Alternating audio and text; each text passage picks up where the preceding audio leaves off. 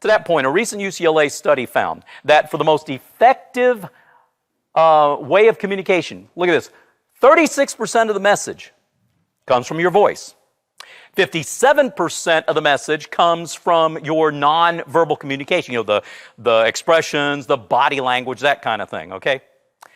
And only the remaining 7% comes from your content.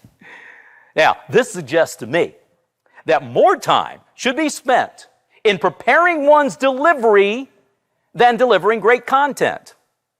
That is what I like to focus on this session today as we explore the 4 essential E's of dynamic speaking and, above all, avoid the death by PowerPoint syndrome.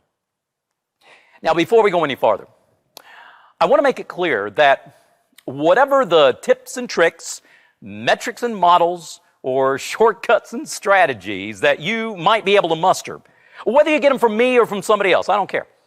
If you don't start out with the right mindset about your audience, an awareness of your own strengths and weaknesses, and a driving passion for and mastery of your topic, guess what?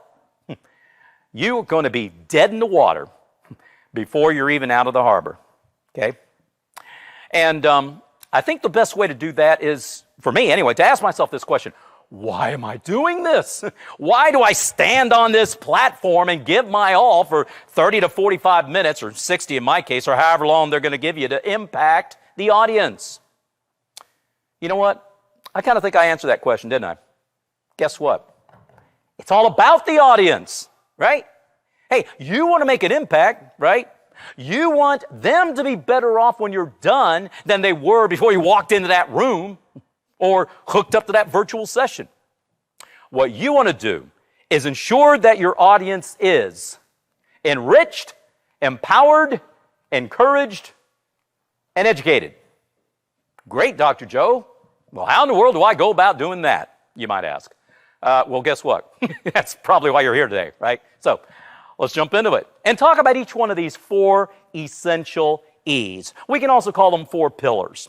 All right, first one, enriched. Now, with each of these E's, or pillars, if you will, there's an enemy to overcome and a goal to be achieved.